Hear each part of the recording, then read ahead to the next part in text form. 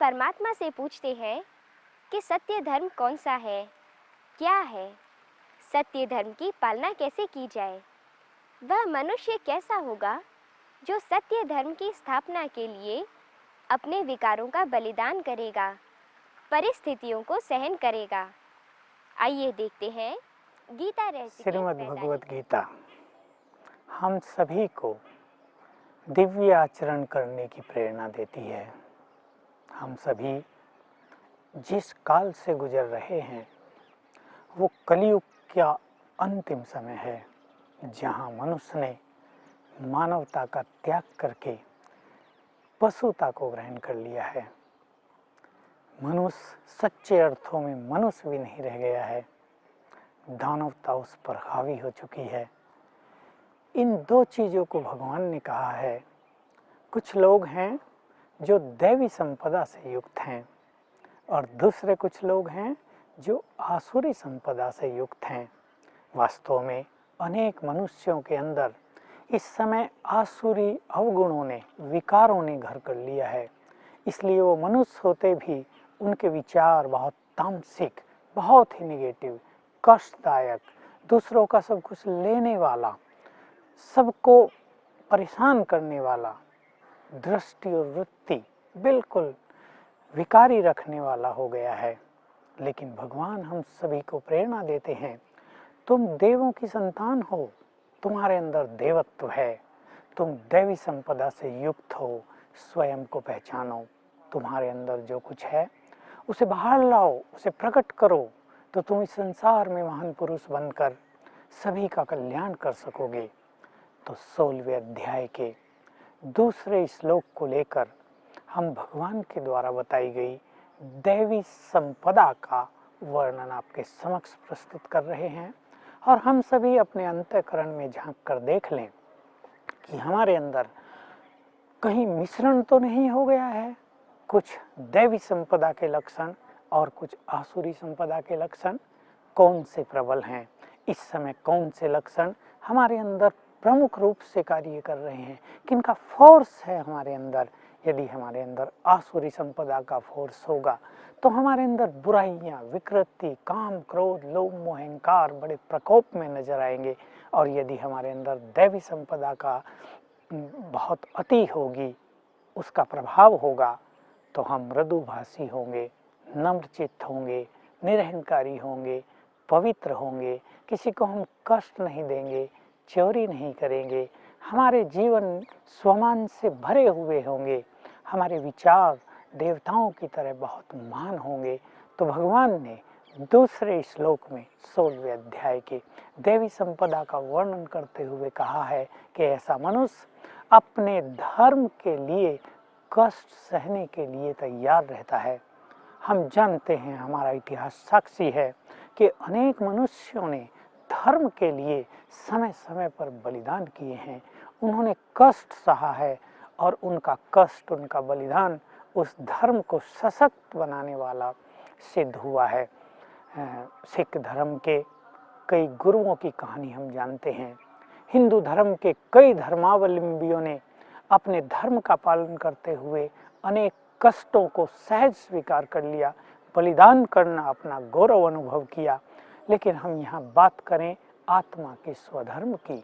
आत्मा का स्वधर्म पवित्रता और शांति है, जो यूनिवर्सल रिलीजन है, जिसमें किसी शारीरिक धर्म का भेदभाव आड़े नहीं आता है। हमें शांति और पवित्रता के धर्म को सहज ही जीवन में स्वीकार करना है। हम जानते हैं कलयुग के इस कलिकाल में शांत रहना, साइलेंस में रहना, नम्रचित्त होकर रहना कितना कठिन कार्य है। लोग इसको हमारी कमजोरी समझते हैं और अनेक तरह से हमें अशांत करने की कोशिशें करते हैं, प्रयास करते हैं। परंतु हमारे पास शांति की शक्ति, पावर ऑफ साइलेंस इतनी ज़्यादा हो कि संसार का कोई भी व्यक्ति, कोई भी परिस्थिति, कोई भी प्रतिकूल बातें हमें अशांत न कर सके। कितनी भी कोई कोशिश करे, हमारी निंदा करे, हमारे विरुद्ध रात दिन षड्यंत्र रचे, लेकिन हम अपनी शांति को न खोएं। ये हमारा स्वधर्म में स्थित होना हो जाएगा। इससे भी दूसरी बड़ी बात, हमारा स्वधर्म है पवित्रता। हम सब जानते हैं कलयुग में अपवित्रता का बोलबाला है, काम का साम्राज्य है, काम ने सभी के दिलों पर राज किया हुआ है। ये सच्चे प्यार का साम्राज्य नहीं है, ये विषय विकारों का साम्राज्य है। अगर भगवान की आज्ञा मानकर कोई मनुष्य अपने जीवन में पवित्रता का स्वधर्म अपनाता है तो समाज के अनेक लोग जो रूढ़िवादी हैं, जो सोचते हैं कि हम समाज से हटकर सत्य के मार्ग पर क्यों चलें, हमारे पवित्रता के मार्ग में अनेक अवरोध पैदा करते हैं। जो मनुष्य इस जीवन में पवित्रता को अपना लेता है वो सचमुच बहुत महान है। वो ऐसे ही है जैसे अंधकार में संपूर्ण चंद्रमा चमक रहा हो। मैं तो इससे भी अधिक बढ़कर कहूँगा, यदि किसी मनुष्य ने अपने इस जीवन में संपूर्ण पवित्रता अपना ली हो तो उसका जीवन तो ऐसा हो जाएगा मानो रात्रि में सूरज निकल आया हो। कलयुग के इस तमोप्रधान वातावरण में, इस पाप की दुनिया में उसका होना संसार को प्रकाशित करेगा।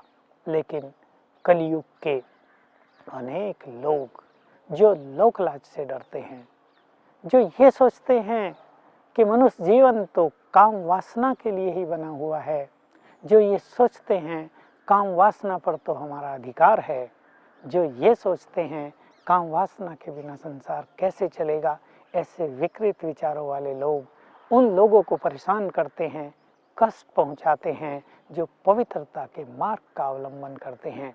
लेकिन पवित्रता में स्वयं शक्ति है। पवित्र बनने की आज्ञा स्वयं पतित पावन भगवान ने दी है। इसलिए निर्भयता के साथ निसंकोच होकर संसार की मान्यताओं को ठुकराकर हमें पवित्रता के मार्ग का अनुसरण कर लेना चाहिए। यही हमारा सच्चा धर्म है। जिस मनुष्य में इस स्वधर्म के लिए कष्ट सहने की शक्ति है वो वास्तव में बहुत शक्तिशाली है, वो दैवी संपदा से युक्त है। दूसरी बात, भगवान कह रहे हैं कि ऐसा व्यक्ति मन, वचन और कर्म से कभी किसी को कष्ट नहीं पहुंचाता। बहुत प्रैक्टिकल बात है। हम सब देख सकते हैं इस संसार में लोग मन के विचार भी बुरे रखते हैं दूसरों के लिए, और एक व्यक्ति के बुरे विचार दूसरे व्यक्ति पर थोड़ा बहुत प्रभाव अवश्य डालते हैं। मन से भी लोग दुख देते रहते हैं, मन से लोग दूसरों के कल्याण की इच्छा रखते हैं, मन से लोग दूसरों को सूक्ष्म रूप से कष्ट पहुंचाते रहते हैं, और बोल तो इसमें अहम भूमिका निभाता है। आज इस संसार में अनेक लोग ऐसी कटुवाणी बोलते हैं जिससे दूसरों के दिल को बहुत ठेस पहुंचती है, वो हर्ट होते हैं, उनकी खुशी नष्ट हो जाती है, उनकी शांति नष्ट हो जाती है, उनका उमंग उत्साह नष्ट हो जाता है। हम सभी अपने बोल को प्रिय वाणी बनाएं, ऐसी वाणी बनाएं जो दूसरों के कष्ट हरती चले, ऐसी वाणी बनाएं जो दूसरों में प्रोत्साहन भर दे, ऐसी वाणी अपनी बनाएं सुंदर, ऐसे बोल बोलें जो मुर्दे में भी जीवन डाल दे, जो निराश आत्मा में आशाओं के फूल खिला दे। तो आओ हम सभी सुखदायी वचन बोलने का वचन लें। और साथ ही साथ कर्म के द्वारा भी लोग दूसरों को कष्ट पहुंचाते हैं। बहुत तरीके अपनाए हुए हैं लोगों ने। हम मन, वाणी और कर्म से सभी के कष्ट हरते हुए सभी के लिए सुखदायी हो जाएं, तो ये हमारे अंदर छुपी हुई दैवी संपदा का लक्षण होगा।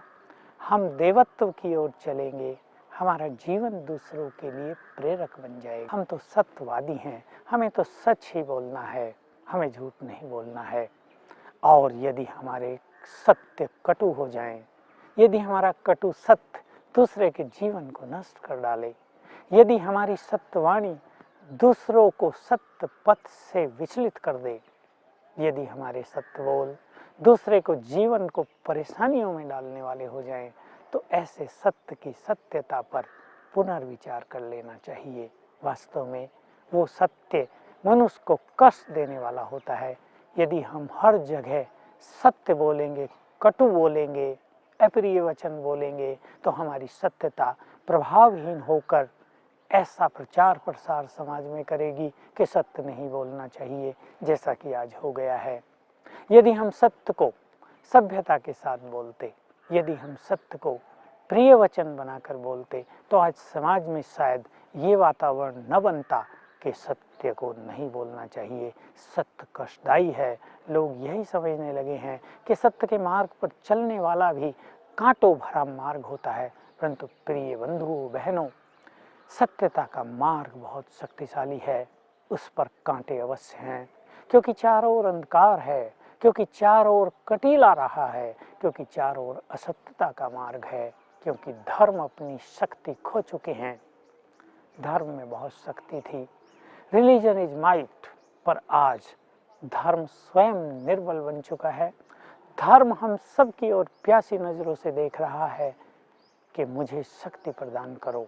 हम सभी सत्य की शक्ति के साथ, सत्यता के साथ सभ्यता को भी अपनाते हुए अपने वचनों को मीठा बनाएं, सुखदायी बनाएं, प्रोत्साहन देने वाला बनाएं, और इस तरह हमारे वचन दूसरों को प्रेरणा देंगे, दूसरों के जीवन के कष्ट हरेंगे। दैवी संपदा का वर्णन करते हुए भगवान कह रहे हैं कि जो व्यक्ति दैवी संपदा से युक्त है, शरीर, कर्मेंद्रियां और अंतःकरण की सरलता से वो व्यक्ति युक्त होता है, भरपूर होता है। शरीर की सरलता, पहले तो ये जान लें कि सरलता क्या है। ईजीनेस, सहज भाव, बिल्कुल धैर्यता के साथ सब कार्य करना। कुछ लोगों को आपने देखा होगा, वो चलते भी टेंशन में हैं, उनकी चाल भी सरल नहीं होती, चलने से ही लगता है कि व्यक्ति थोड़ा परेशान है, कुछ ज़्यादा ही एक्टिव है, हमेशा टेंशन में रहता है। हमारा चलना भी सरलता से भरा हुआ हो, हमारी सभी कर्मेंद्रियां, उसमें भी मुख्य रूप से मुख, आँख, कान सरल चित्त हो जाएं, हमारी आँखों में चंचलता न हो, हम निरंतर इधर उधर न निहारते हों, हमारी नैन भी स्थिर हो गए हों, हमारा मुख भी चंचल न हो गया हो कि जो चाहे जब चाहे बिना समय देखे, बिना ठीक संदर्भ को जाने और पहचाने, बिना व्यक्ति को जाने और पहचाने कुछ भी बोलते रहें। ये मुख की चंचलता कहलाती है। हम अपनी कर्मेंद्रियों को भी सरल चित्त करें, स्थिर करें, अंडर कंट्रोल करें, पर सरलता हम अपने जीवन में एक अविनाशी रूप से धारण कर लें। सरलता, सहज भाव विशेष रूप से हम अपनाएं अपने मन में और अपने कर्म क्षेत्र पर। सरलता का सीधा सा अर्थ होता है कि कुछ भी हो जाने पर या कर्म क्षेत्र पर पहुंचने पर हमारे मन की स्पीड तेज न हो जाए, हम चिड़चिड़े न हो जाएं, हम इरिटेट न हो जाएं। आप ऑफिस में काम कर रहे हैं, मैं उदाहरण दूं, आप बैंक में कार्यरत हैं, एक ही साथ 5-7 ग्राहक आपके सामने खड़े हैं, कोई कुछ कह रहा है मेरा ये काम कर दो, दूसरा कह रहा है मेरा ये काम कर दो, तीसरा बोलता है मेरा ये काम कर दो, आप चिड़चिड़े हो जाते हैं। आप कुछ भी बोलते हैं, भाई मैं मनुष्य हूँ, एक समय में एक का ही काम करूँगा, चुप रहो, तो ये सरलता नहीं है। आपने ऐसे बहुत लोग देखे होंगे जो सरल चित्त है, जो सबकी बात सुन के मुस्कुराते हैं।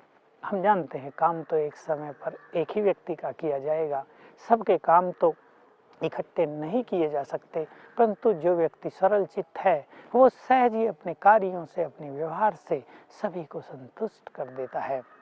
तो हम अपने कर्म क्षेत्र पर ऐसी प्रैक्टिस करेंगे कि हम कर्म भले ही कितनी फास्ट गति से करें, लेकिन अपने मन की गति को धीमा रखें, मन की गति को फास्ट न होने दें, मन की गति को विकारों से प्रभावित न होने दें, मन की गति को समस्याओं से प्रभावित न होने दें, मन की गति को अपने चारों ओर के वातावरण से भी प्रभावित न होने दें, मन की गति को दूसरों के व्यवहार से, आपके सीनियर ऑफिसर्स हैं वो आपसे गलत व्यवहार कर गए हैं, ऐसा हो उसके बाद लंबे काल तक आपका मन उनकी बातों से प्रभावित रहे। सरलता का अर्थ है हर चीज को इजीली लेना, सहज भाव से लेना और समाप्त कर देना। जो व्यक्ति जीवन में हर बात को सीरियसली लेता है वो बहुत सीरियस हो जाता है, वो सदा ही तनाव में रहता है, उसका जीवन खुशियों से बहुत दूर चला जाता है और इस तरह उसकी मानसिक शक्तियाँ निरंतर नष्ट होती रहती हैं और वो कई बार आपने देखा होगा अपने जीवन के लिए कुछ गलत निर्णय भी कर लेता है। तो हम सभी जिनके अंदर देवत्व है, जो देवी संपदा से युक्त हैं, उन सभी को चाहिए कि अपनी देवी संपदा को पुनः पहचान कर अपने जीवन को सरल चित्त बनाएं। भाग दौड़ का जीवन तो इस संसार में अनेक लोग जी रहे हैं।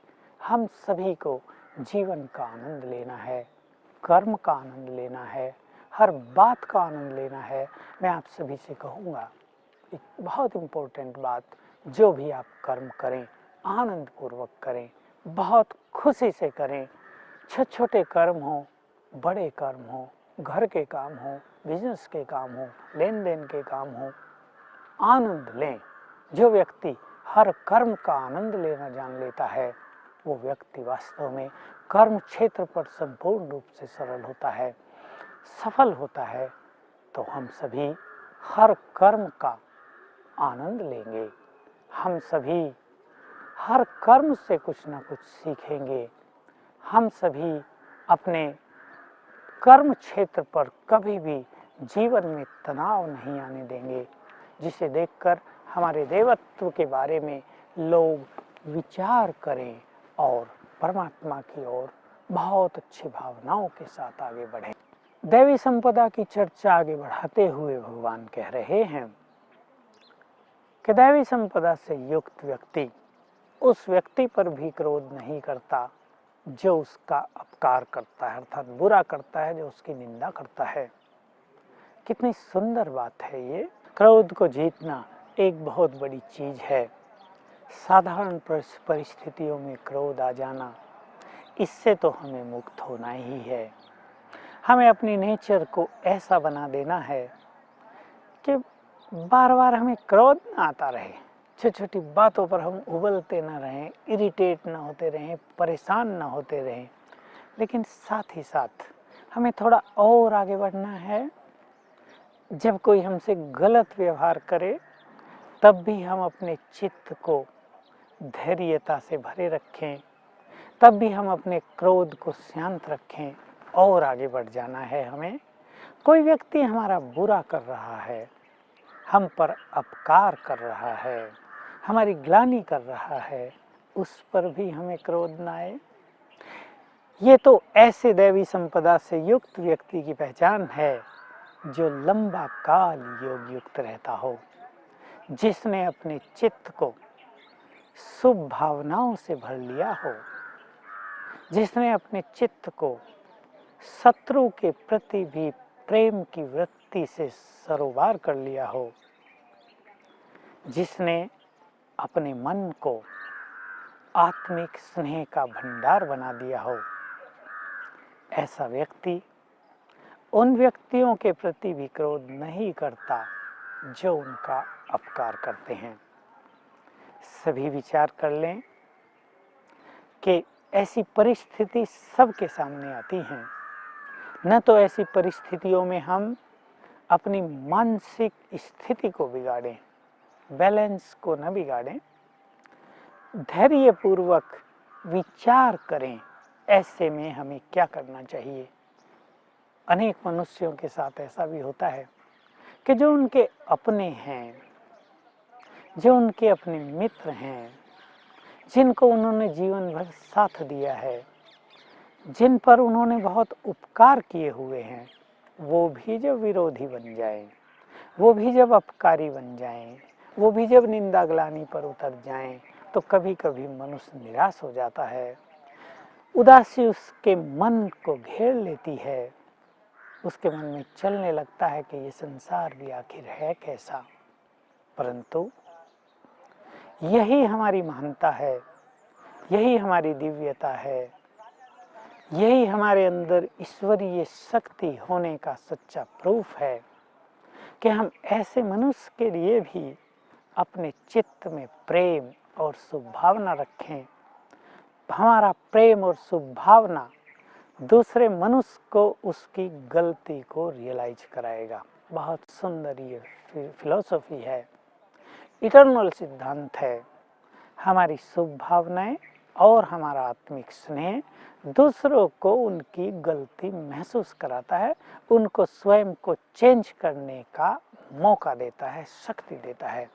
तो हम सभी जो दैवी संपदा से युक्त थे और पुनः दैवी संपदा की ओर अग्रसर हैं, आओ अपने क्रोध को पूरी तरह नष्ट करके उसके स्थान पर शांति का साम्राज्य स्थापित करें। अपने चित्त को शांति का भंडार बना लें, इतना ज़्यादा शांति का भंडार कि यदि कोई क्रोधी व्यक्ति हमारे सामने आ भी जाए तो हमारी शांति के वाइब्रेशंस उसके क्रोध को भी शांत कर दें। मनुष्य का मूल स्वधर्म है शांति। जब व्यक्ति अपने स्वधर्म में स्थित होकर परमात्मा से अपना संबंध जोड़ता है, तभी उसे शांति की अनुभूति होती है। ऐसे में ही वह सभी परेशानियों व मुश्किलों को आसानी से पार कर लेता है। ऐसी परिस्थितियों में ही वह अपने स्वधर्म को परेशानियों के हवाले न कर उनकी रक्षा करता है। इसी के साथ हम 45वें एपिसोड के अंत में आ पहुँचे हैं। अब हमें इजाज़त दीजिए। नमस्ते।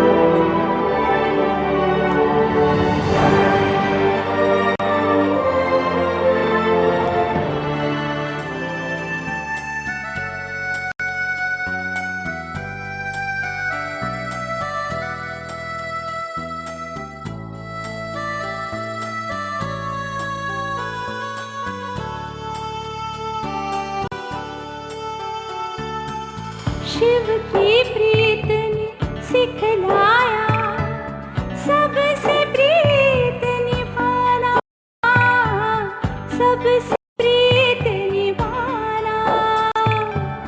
सारी दुनिया अपनी है, अब कोई नहीं बेगाना, सबसे प्रीत निभाना, सबसे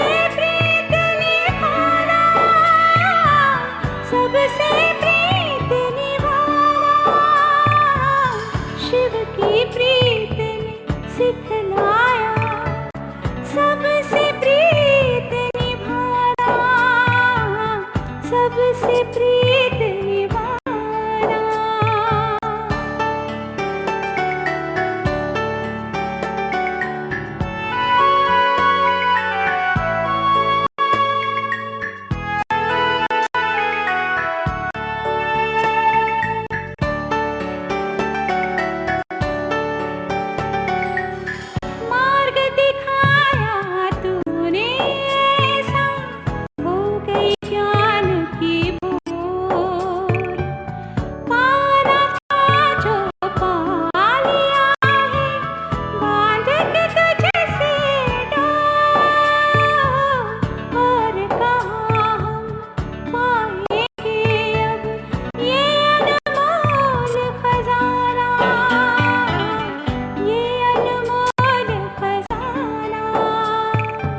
शिव की प्रीत ने सिखलाया सबसे प्रीत निभाना, सबसे प्रीत